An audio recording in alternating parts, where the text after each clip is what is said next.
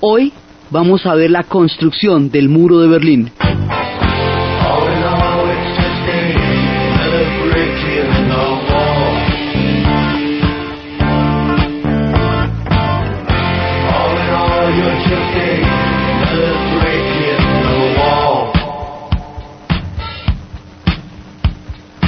Estábamos hablando la vez pasada cómo la cortina de hierro se va desplazando a lo largo de toda la Europa del Este hasta involucrar a la Alemania Oriental.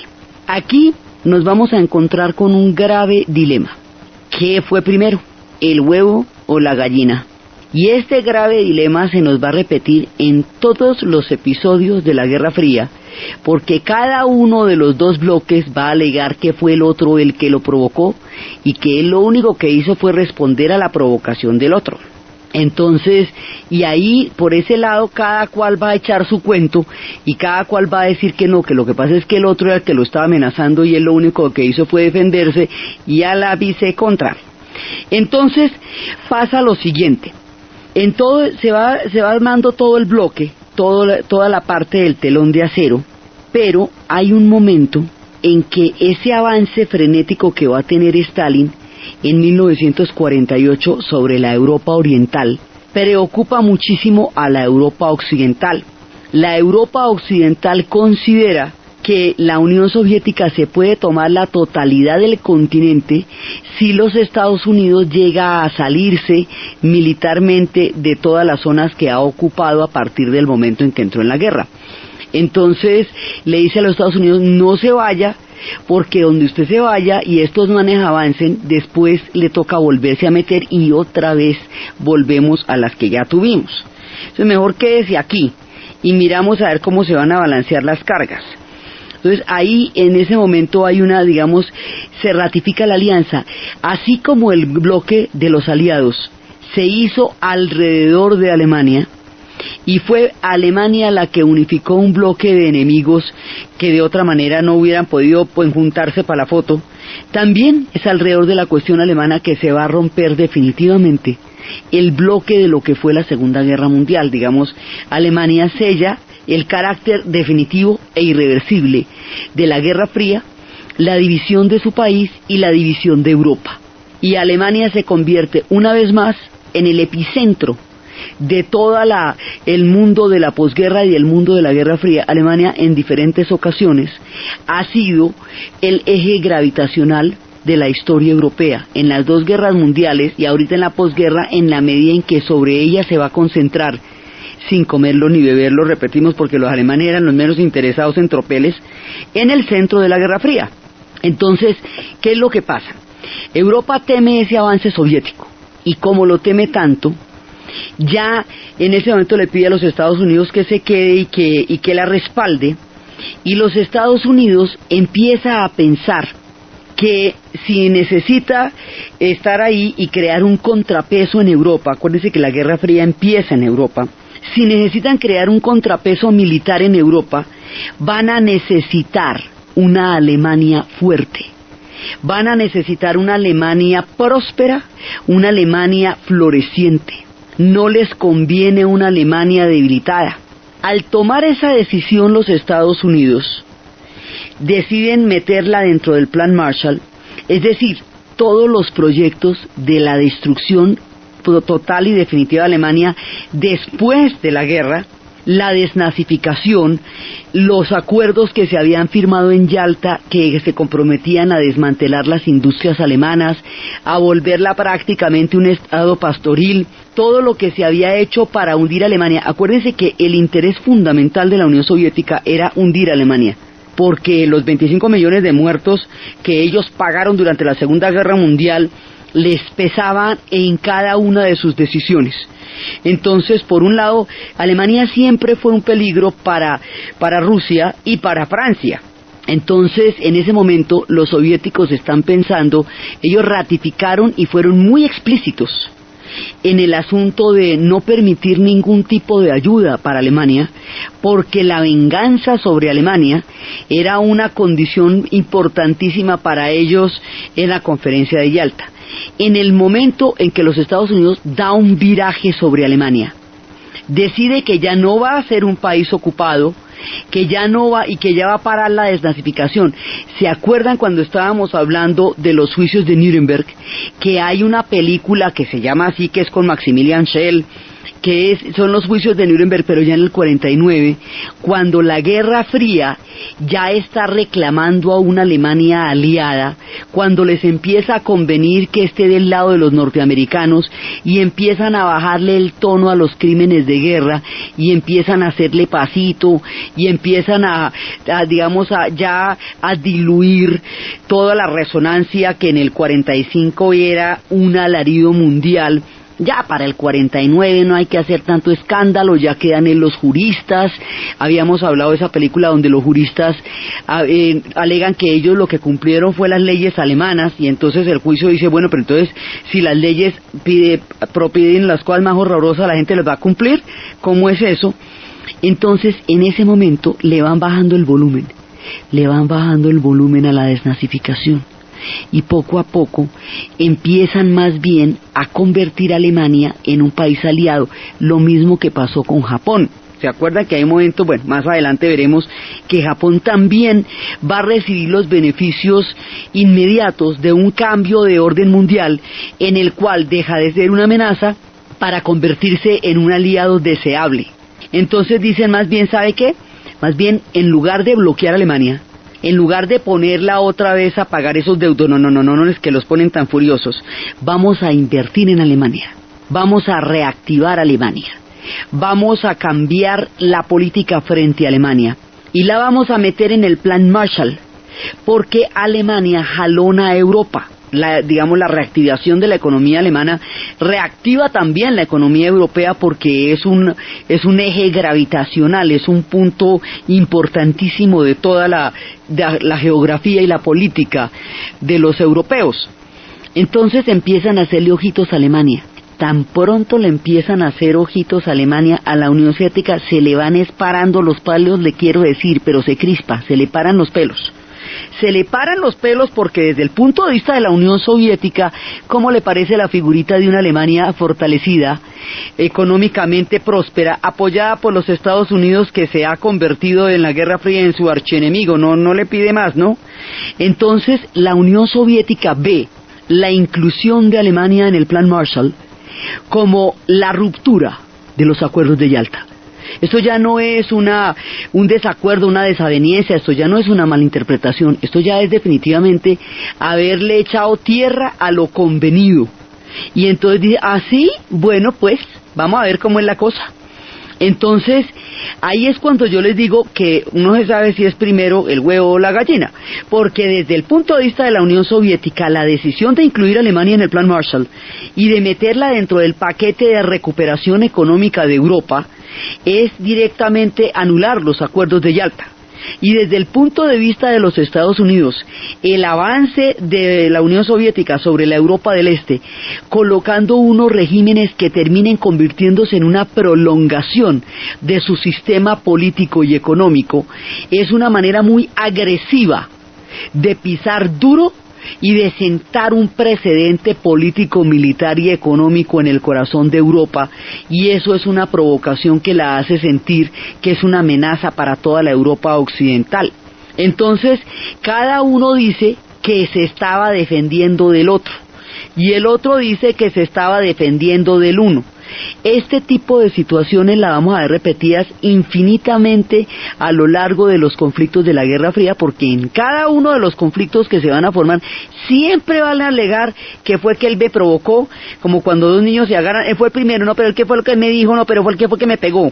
Entonces siempre nos vamos a ver con que cada uno va a alegar que lo suyo fue legítima defensa, que él no hizo sino reaccionar ante una provocación que no podía haber sido más evidente, y el otro dice lo mismo. Entonces siempre nos vamos a enfrentar con esta doble interpretación que se va a volver de aquí en adelante una constante de la manera como se interpreta la Guerra Fría.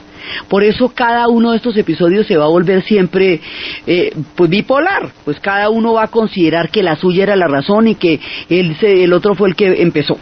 El asunto es que aquí ya la confrontación se va volviendo cada vez más complicada.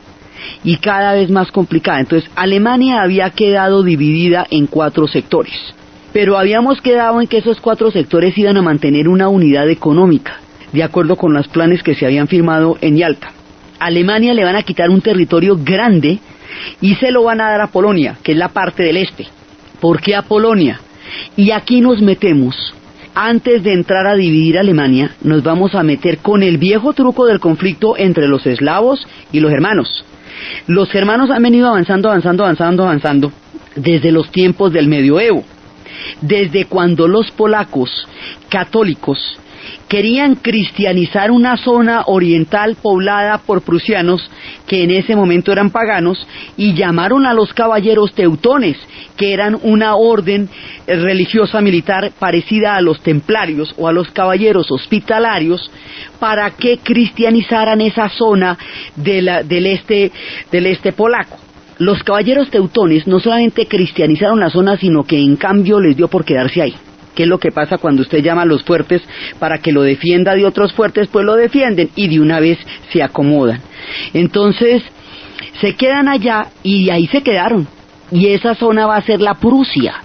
Y alrededor de Prusia, más adelante, como habíamos visto hace 2 capítulos, cuando estábamos mostrando la formación de los pueblos de la Europa Oriental, habíamos visto que en esos pueblos hubo la reforma protestante. Pues los caballeros teutones en el futuro, hacia el siglo XV y XVI, cuando ya tenga lugar la reforma protestante en Alemania, los caballeros teutones se van a convertir al protestantismo, y eso los va a poner en una contravía histórica siempre de Polonia. Entonces, ese territorio que eran los antiguos reinos de Polonia, en la época en que Polonia era un reino poderoso, acuérdese que todos estos pueblos alguna vez fueron reinos duros, y luego la historia les volteó la arepa y fueron sometidos, pero ellos tuvieron un pasado glorioso. Entonces, en una época los polacos eran los duros, le piden a los caballeros teutones que los ayuden a cristianizar, los caballeros teutones se quedan allá, y cuando se convierta al protestantismo, Polonia va a quedar en desventaja en esa zona. Y es alrededor de la zona de Prusia, la unificación de Alemania como país, como Estado, tenía 2 polos posibles. Uno era Baviera, cuya capital es Múnich, y el otro era Prusia. Al estar en Baviera, un rey loco como las arañas, Luis II de Baviera, un hombre con nostalgia de época, que se la pasaba escuchando a Wagner porque simbolizaba aquella mitología nostálgica de un tiempo en que hubiera querido vivir, pero que no podía vivir porque había nacido en otra era. Luis II de Baviera, en su locura romántica, en su delirio febril, le quitó la oportunidad a Baviera de ser ella el polo de unificación del Estado. Por lo tanto, Prusia fue la que se volvió la unificadora del Estado alemán alrededor del proyecto militar de Guillermo Federico de Prusia. Entonces, esa zona va a quedar, digamos, a partir de eso avanzan los germanos. Ahora, con la derrota de la Segunda Guerra Mundial, va a pasar todo lo contrario. Se encogen los reinos germanos y avanzan los eslavos. Entonces los eslavos la van ganando porque la campeona de los eslavos es la Unión Soviética y ella fue la que les dio a estos duro. Entonces la Unión Soviética se extiende y un pedazo grande de Polonia, de Alemania, se lo van a dar a Polonia, que es del este. Hay una vieja discusión alemana que es para problemas, y es si vamos a hablar de la Gran Alemania, de la Media Alemania o de la Pequeña Alemania. Entonces la Gran Alemania incluye los pedazos de Polonia y vete tú a saber qué otros pedazos de otras naciones que invadieron durante el Tercer Reich. La Media Alemania es la que quedó, la que hay ahora, que está unificada. Y la Pequeña Alemania era como quedó aquello, roto por la mitad, digamos en su mínima expresión. Entonces, esa discusión ellos procuran no plantearla mucho porque es para enredos, te comento. Entonces, aquí, entre la pelea de los eslavos y los germanos, los eslavos contraatacan y reducen a Alemania, la corren de fronteras, y la mantienen dentro del reparto en las 4 áreas de influencia entre los Estados Unidos, Francia, Gran Bretaña y Rusia. Los eslavos van ganando porque acuérdense que la historia es un partido largo. Y hay veces ganan unos y hay veces ganan otros. Entonces, en una época, los germanos avanzaron hasta desaparecer Polonia.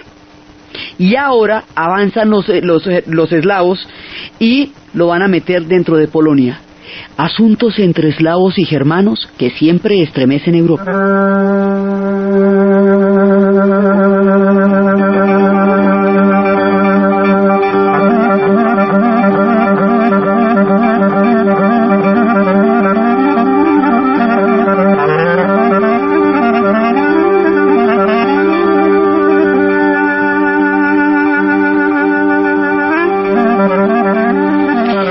Entonces, así las cosas van a quedar, Alemania va a quedar totalmente sometida a lo que quieran hacer con ella. Y hay planes distintos sobre lo que quieren hacer con ella. Entonces, esos planes distintos de para qué le sirve a Alemania, a los Estados Unidos o a la Unión Soviética, es lo que la va a terminar rompiendo. Ella no puede decidir nada ahí, no puede nada. Entonces, en ese momento es cuando los Estados Unidos replantea su posición frente a Alemania, y cuando la Unión Soviética en ese momento decide incluir y fortalecer la dominación sobre el pedazo suyo de Alemania. Es decir, la Alemania Oriental, la que está del lado soviético, no va a entrar al Plan Marshall y no va a quedar del lado de los aliados, y a ella no se le va a meter en ese asunto. Al no permitírselo y al crear un bloqueo, en ese momento es cuando Stalin crea un bloqueo para evitar que entre comida a Berlín, a la ciudad de Berlín. Les explico, esto va a quedar dividido en varias zonas, ¿no? Alemania tiene un montón de estados que se llaman los Lande. Entonces hay una zona que es la zona soviética, que es donde está Berlín. O sea, todo Berlín está en la zona soviética, como en los chocolatinas que tienen una mona, que la mona está dentro de la chocolatina y usted tiene que sacar 2 papeles para ver la mona. Así queda Berlín dentro de la Alemania Oriental. Y en el otro lado está la zona que va a quedar en la parte occidental, es decir, en la parte de los Estados Unidos. Ahí está la zona británica, ahí está la zona francesa y ahí está la zona norteamericana. Y hay otro pedazo de país que le corresponde a Polonia, que es el que queda en el este. Así quedó partida Alemania. Entonces, en ese momento los soviéticos lo que van a hacer es fijar su posición mediante un bloqueo físico. Berlín queda sitiada, entonces no le puede entrar comida y no le puede entrar nada, no le puede entrar ni por tierra ni por agua. Berlín está rodeado de canales, porque alrededor de eso ellos tienen un sistema hídrico muy complejo, entonces eso tiene muchísimos canales. No pueden entrar ni por agua, ni pueden entrar tampoco por tierra. Los Estados Unidos rompen el bloqueo de Berlín en 1948 mediante un puente aéreo que va a llevar un avión cada minuto con comida. Este incidente, uno de los primeros de la Guerra Fría, le va a dar una ventana política importantísima a los Estados Unidos, porque los va a fortalecer ideológicamente y políticamente dentro de toda su propaganda de ser los adalides de la democracia, y le va a dar durísimo a la Unión Soviética, porque la va a mostrar ante el mundo como un régimen totalitario que está bloqueando una ciudad por hambre, porque estaba bloqueando una ciudad por hambre. O sea, a Berlín la bloquearon de verdad. Entonces, cuando logran romper el bloqueo por la vía aérea, ahí fracasa, digamos, esta maniobra como una manera de orinar territorio, como dirían los lobos, digamos, de marcar qué es el pedazo en donde no se pueden meter. Mientras tanto, los Estados Unidos le va cambiando la figura a Alemania, y Alemania poco a poco se va a ir restableciendo hasta llegar a restablecerse de una manera asombrosa, tan asombrosa que se conocerá como el milagro alemán. Ellos se precian de haber recibido la mitad de la plata del Plan Marshall y haber hecho el doble de lo que hicieron los demás países europeos, y los demás países europeos hicieron muchas cosas con el Plan Marshall, realmente lo trabajaron muy duro, que eso lo habíamos visto. Entonces, en ese momento, las cosas llevan a que se partan, dividen Alemania. Eso no estaba, al principio la división era simplemente un asunto de quién tomaba qué sector. Pero esto ya se va a convertir en una división de verdad. Y aquí vamos a inaugurar una figurita que nos va a llevar a un montón de conflictos más adelante en el sudeste asiático. La figurita consiste en dividir un país entre la zona soviética y la zona norteamericana, decirles que eso es una medida temporal y luego, y que en un momento dado se va a poder llamar a elecciones y luego hacerles conejo. Aquí, digamos, esto en un principio era una cosa, digamos, como una división, pero esto no se supone que no era definitivo. Definitivo, mire, mijito, esto va a durar desde 1949 hasta 1989. Va a durar Alemania dividida en dos lados. Ahora, esto es muy grave para Alemania porque ellos tienen un sentido muy importante de su unidad nacional, porque les costó muchísimo llegar a ser una nación, fueron nación después de la mayoría de los países de Europa, y ese concepto de la unidad alemana es un imaginario importantísimo. La división para ellos va a ser dolorosísima. Entonces, lo que es la parte oriental que corresponde a la Unión Soviética va a quedar montada bajo el mismo esquema que habíamos visto que se montaron los demás países de Europa del Este, y se va a hacer el mismo tipo de elecciones. O sea, se hace una elección con una lista que usted puede rechazar o aprobar, y esa lista nos lleva a un esquema de partido único, y ese esquema de partido único nos lleva a una reproducción del sistema político de la Unión Soviética, pero ese partido está controlado directamente desde Moscú y entra dentro de la órbita de la cortina de hierro. Así empieza en el museo, en la Casa de la Historia en Bonn, de la que hemos hablado muchas veces. Esto se traduce en que usted va caminando por la casa por el Museo de la Reconstrucción Alemana, y de pronto aparece como una especie de obstáculo, como un murito que se va levantando, y eso se levanta y se levanta y se levanta y se levanta y se vuelve un muro hasta que queda completamente dividido y ya no se puede ver de un lado para el otro. Así es como ellos representan físicamente. A usted le toca dar una vuelta por un lado y le toca dar una vuelta por el otro, si quiere saber cómo se reconstruyeron las dos Alemanias. Entonces ahí se nos va a dividir Alemania de verdad, y la zona norteamericana queda en manos de los franceses, de los ingleses y de los norteamericanos, pero pues a la hora del té queda en manos de los norteamericanos, y la zona soviética queda en manos de los soviéticos, así nomás. Y cada uno se va a llamar de una manera. La república que queda del lado de los soviéticos se va a llamar la República Democrática Alemana. Se conocerá como la RDA. Y la otra se va a llamar la República Federal Alemana, que era la que tenía ese documental que salía en cine, que era El Mundo al Instante. Esa, la República Democrática, la República Federal Alemana, esa la va a dirigir Konrad Adenauer. Y Konrad Adenauer va a ser el adalid de la reconstrucción alemana, porque va a ser el hombre que va a liderar de una manera impresionante la recuperación de ese pueblo. Él va a ser el hombre que se va a arrodillar después y va a pedir perdón por el Holocausto, y va a pedir que le devuelvan los prisioneros, y es cuando los soviéticos van a devolver los prisioneros tiempo después, apenas para el Mundial, en los cuales ellos ganaron la Copa, de que fue lo primero chévere que les pasó en el 54, después de años y años de penuria. Entonces, es la era de Adenauer por un lado y es la era de Ulrich por el otro lado, y así se van.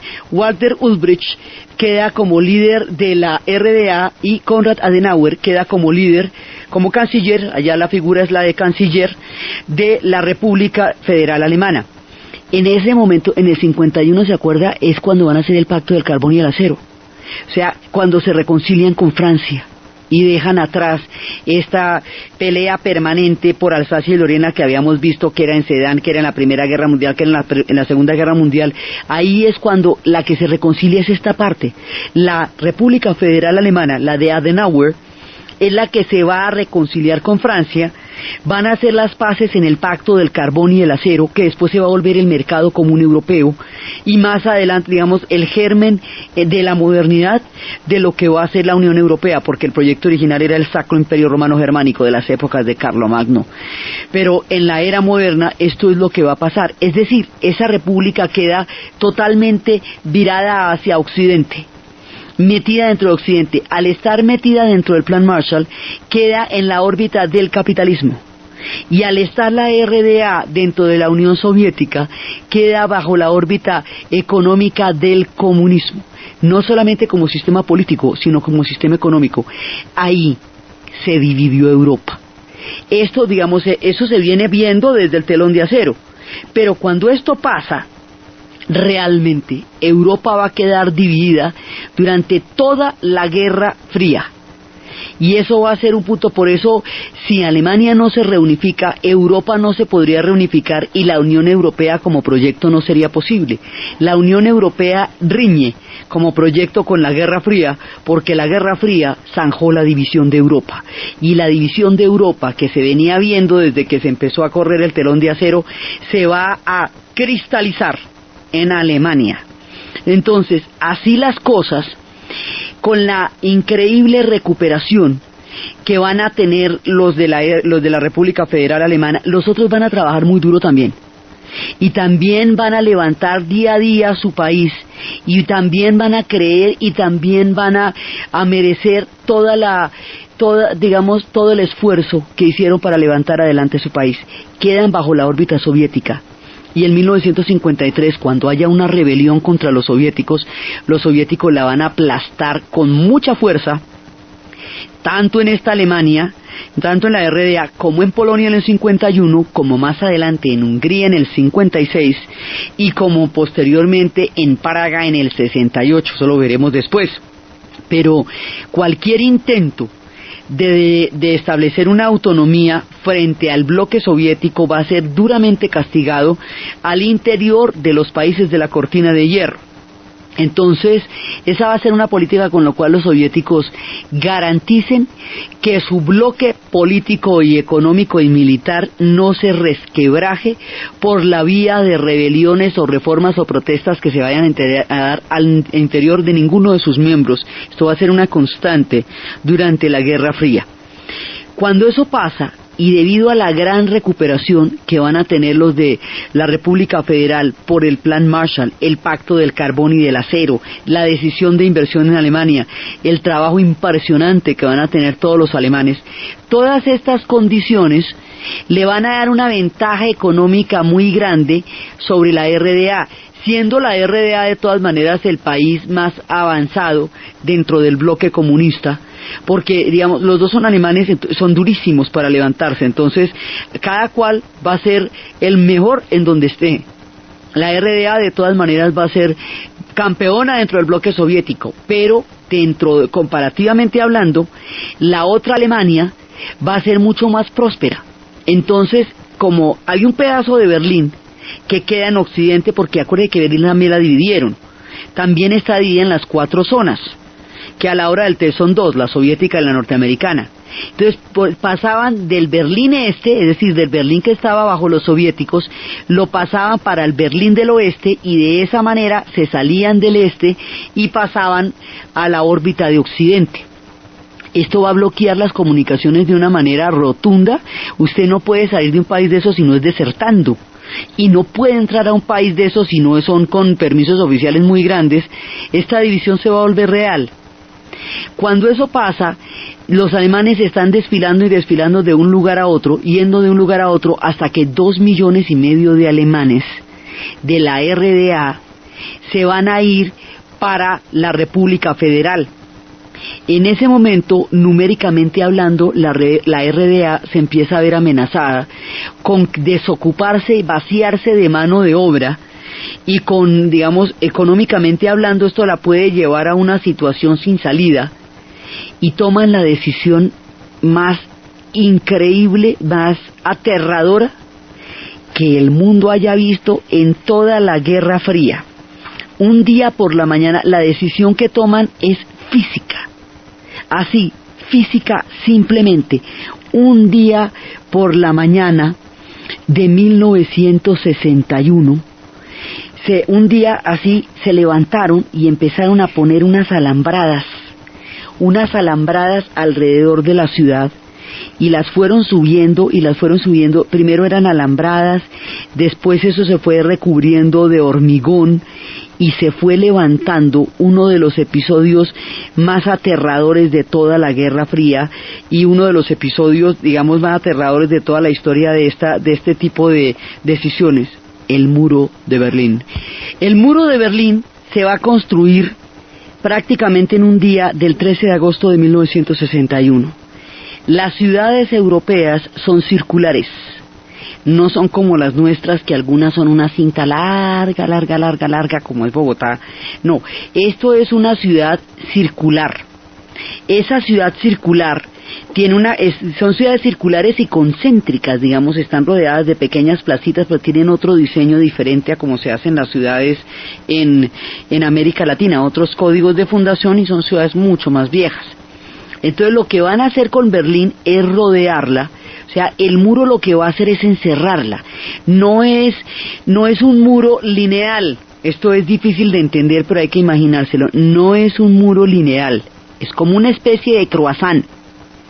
Es como una especie de media luna que encierra a Berlín del Este y deja un pedacito pequeñito de Berlín Occidental, que es el que queda, digamos, atravesado por un puesto que se va a llamar el Checkpoint Charlie, que es donde termina la sección soviética y empieza la sección americana, y es donde se va a dar el punto de máxima tensión de toda la época de la Guerra Fría.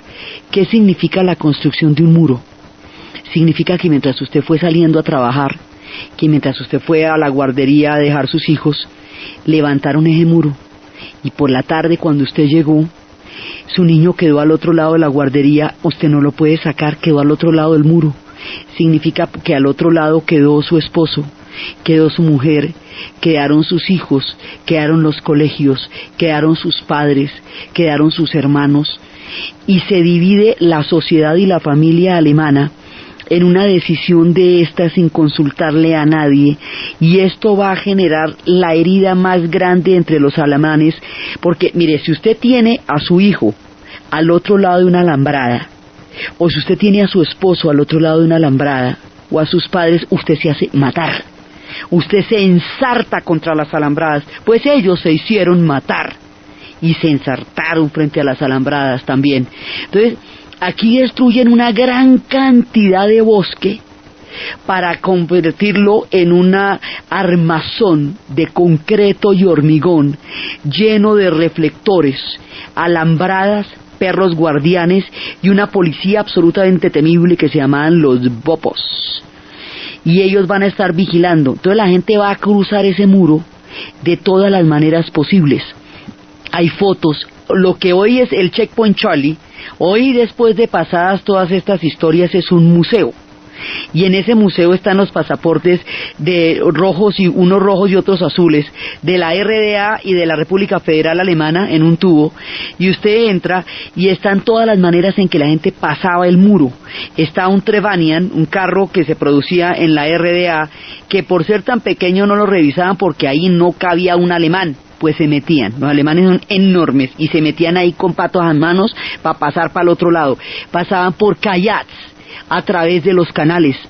Hay una foto, cuando el muro se está levantando, de una familia mostrándole el bebé a la otra parte de la familia, que lo miren por última vez porque van a levantar ese muro, ya no van a volver a ver ese bebé nunca más. Hay otra foto de un niño de unos 6 años que lo montan en una canasta y a través de una polea lo mandan al otro lado a ver si alcanza a llegar antes de que le disparen, y al otro lado lo está recibiendo la otra parte de la familia para recoger ese niño y poderlo llevar allá. Los edificios que quedaban alrededor del muro los tapiaron para que la gente no se pasara por entre los edificios.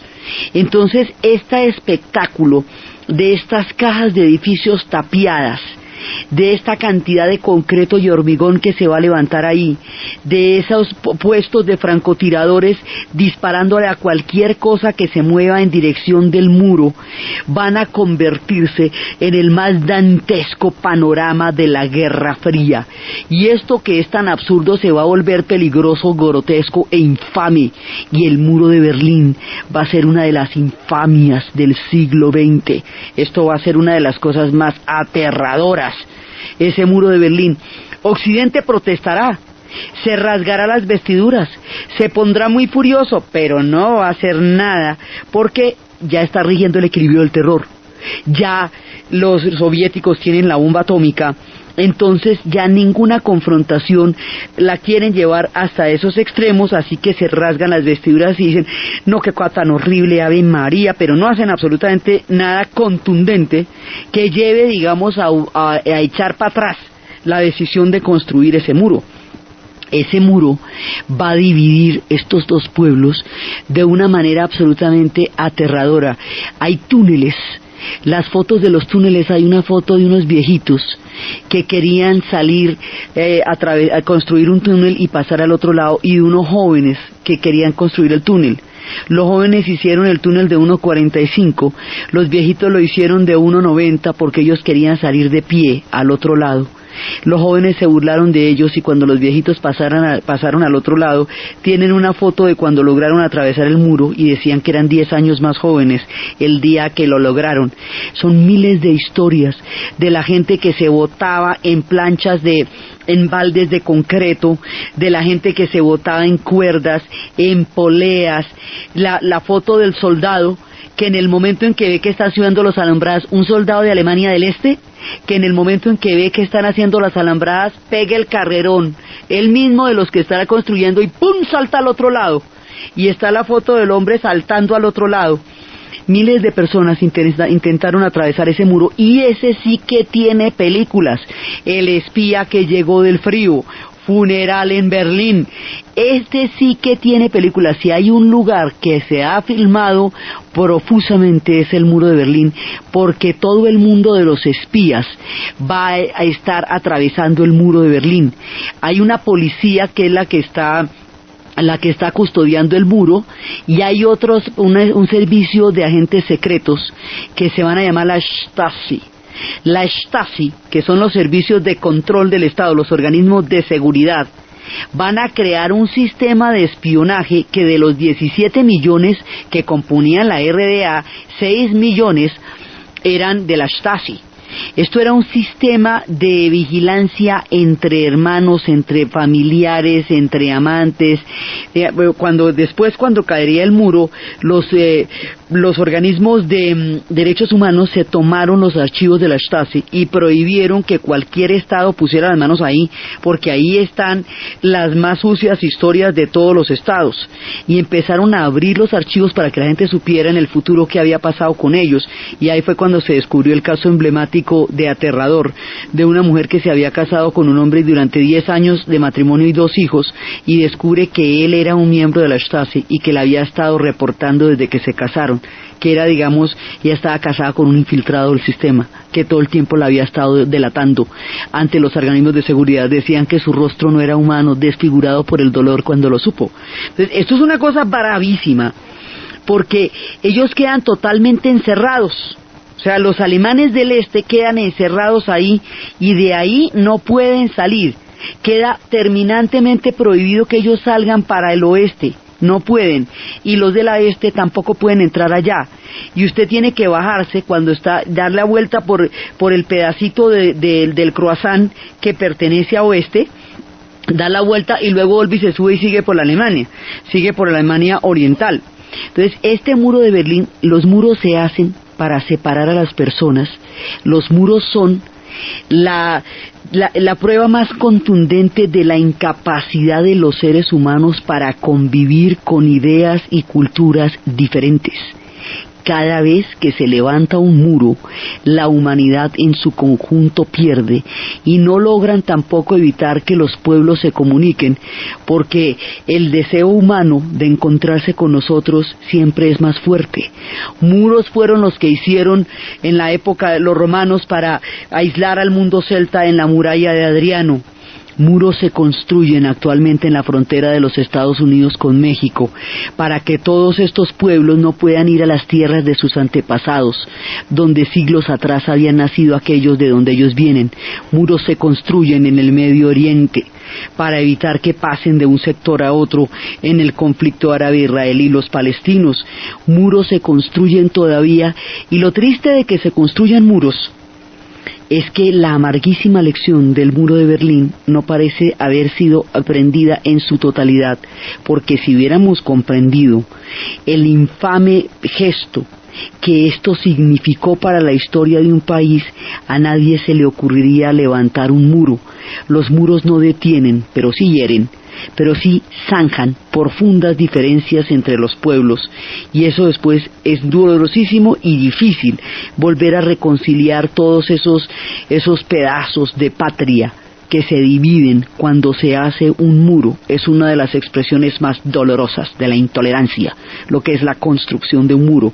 Y el muro de Berlín, por su duración, por su dolor, por lo que le produjo a la gente, por las historias tan desgarradoras de sus escapes, por la manera tan oprobiosa y agobiante como quedaron encerrados detrás de esos muros, se convierte en un símbolo del absurdo de la Guerra Fría y de lo cruel que pudo llegar a ser la Guerra Fría, porque el hecho de que ella sea absurda no quiere decir que no haya sido cruel. Ella también fue muy cruel en muchas cosas, y una de las crueldades aterradoras de la Guerra Fría es la construcción del muro de Berlín.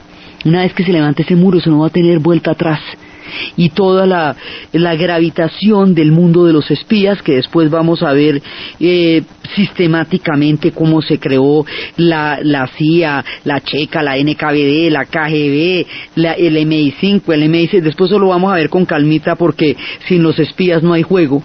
Todos los espías que se están haciendo en todas partes van a tener que ver con el muro de Berlín. El muro de Berlín va a ser el punto en donde se calibra el juego del espionaje, y el Checkpoint Charlie, una de las zonas más candentes de toda la Guerra Fría, y los alemanes del este quedaron encerrados ahí, tapiados, como si usted hubiera tapiado una ciudad durante el medioevo, como cuando usted levantaba fortalezas para mantener una ciudad encerrada. Eso fue el muro de Berlín, pero en pleno siglo XX, en 1961 construyeron este muro. Entonces, las dos Alemanias, irremediablemente divididas, van a tener un destino completamente distinto, y van a formar parte de dos historias completamente aparte. Y esas dos historias, cada una en su lugar, van a ser emblemáticas de lo que va a significar la Guerra Fría para el mundo. Van a crear culturas diferentes, hasta el alemán lo van a hablar distinto, de manera que el día que caiga el muro de Berlín y se vuelvan a encontrar, habrán cambiado tanto que todavía no se han terminado de adaptar 15 años después. La película que habría que ver para cuando caiga el muro, no la deben ver ahorita, porque ahorita nos debe preocupar la alambrada de púa. Es para cuando lleguemos al momento en que caiga el muro, es para que vayan reservando de una vez adiós a Lenin, porque esa película mostrará no solamente lo terrible que fue la división de Alemania, sino las cosas que ellos amaban y llegaron a construir de la RDA. Después, cuando la RDA desaparezca, eso parece que nada hubiera sido rescatable de allá, y ellos llegaron a crear redes de solidaridad y de pertenencia que después harían mucha falta cuando les toque nivelarse con Occidente sobre una desventaja tan grande como lo que sería en el futuro el fracaso económico que tendría el bloque soviético y la RDA con respecto al otro, y el fracaso de su propia economía. Eso lo vamos a ver cuando termine la Guerra Fría. Ahora estamos construyendo el muro, entonces todavía no es la hora de adiós a Lenin, ahorita es la hora de funeral en Berlín, y es la hora del espía que llegó del frío. Son los tiempos de Richard Burton y de Michael Caine, trepándose ese muro con estas chicas todas bonitas de pelo liso de los 60s que les disparaban a la salida, porque eso es lo que pasa cuando Richard Burton se da cuenta que parte del trato que a él no le dijeron era que él podía pasar el muro, pero a la pelada, a la que iba a pasar al otro lado, se la mataban en el momento en que estuviera trepando las paredes. Entonces aquí mucha gente va a ser engañada, mucha gente va a ser vendida, mucha gente va a ser traicionada, mucha gente va a ser espiada. Y aquí se va a crear un infierno del espionaje que va a caracterizar el mundo de la Guerra Fría, y Alemania, sin comerlo ni beberlo, se va a ver atravesada, o sea, se ve, digamos, como el cúmulo de acontecimientos que nos van a llevar. Se va quedando el telón de acero. El telón de acero va a ser temido por los Estados Unidos. Decide reactivar a Alemania, la Unión Soviética decide que la reactivación de Alemania la amenaza directamente. empieza a tratar de impedir físicamente esos dos encuentros, decide construir un muro para ratificarlo, y dos economías completamente distintas van a quedar montadas sobre este eje. Entonces, así es que va a pasar la división de Alemania. Y la división de Alemania va a ser uno de los momentos más aterradores, porque es lo que le da el carácter irreversible a la Guerra Fría. Una vez que Alemania haya quedado dividida, ya no va a haber ningún punto de compatibilidad. La bipolaridad en la Europa se ha convertido en una realidad. Por un lado económica, con el Plan Marshall, por el otro lado política, con los sistemas económicos y los sistemas políticos a los que cada uno de ellos queda ligado, pero por otro lado militar. Militar quiere decir que en 1949 los Estados Unidos va a crear un bloque, primero con naciones europeas, lo va a crear con Holanda, con Bélgica, con Luxemburgo, y luego eventualmente se va a vincular Canadá. Ese bloque es un bloque de defensa colectiva. Ese bloque de defensa colectiva dice que si uno de los miembros de ese tratado llega a ser atacado, todos responderán colectivamente a ese ataque. Esto como en las pandillas, lo que es con él es conmigo.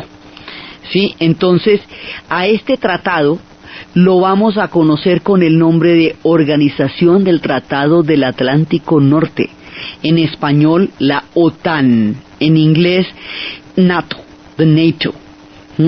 Es la organización del Tratado de la OTAN, el aparato militar de Occidente en la Guerra Fría.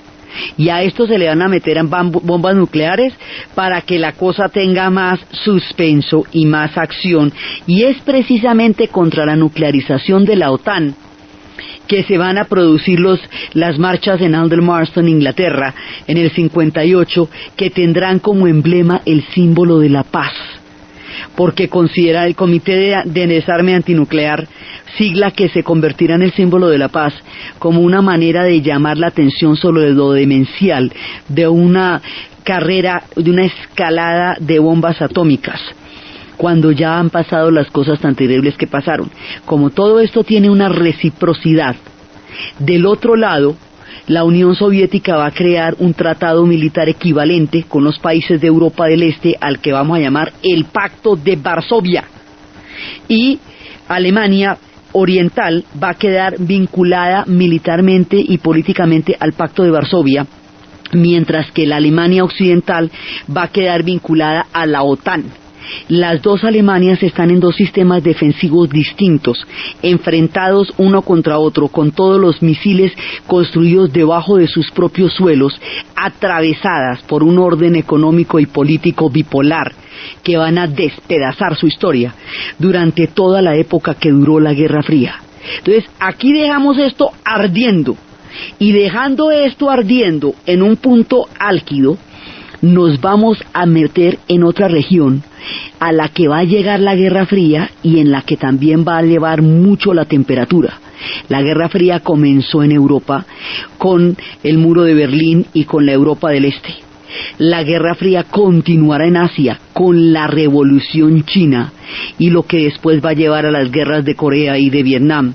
La vamos a estudiar por regiones, porque como es un conflicto global, para no enredarnos vamos de a poquitos. Ya la montamos en Europa y esto está candente. Ahora vamos a meterle candela a la CIA. Y alrededor de un hecho que nadie vio en su momento porque todo el mundo estaba ocupado en otra cosa, va a triunfar una revolución en China bajo la figura de Mao Zedong, y eso, dentro del contexto de la Guerra Fría, va a tener un significado muy preciso, porque hará que esto que nos estaba pasando en Europa se extienda al continente asiático, y eso es lo que vamos a ver en el siguiente programa. Entonces, desde los espacios de hormigón, intolerancia, dolor e infamia de la construcción del muro de Berlín, desde las esperanzas rotas de un pueblo encerrado en un orden geopolítico que despedazó un país desde las elecciones históricas de los muros de la intolerancia y desde los avatares de esta Alemania que queda entrelazada en la Guerra Fría y desde la temperatura que se va elevando a niveles increíbles en el Checkpoint Charlie, en la narración de Ana Uribe, en la producción Jessy Rodríguez, y para ustedes, feliz domingo.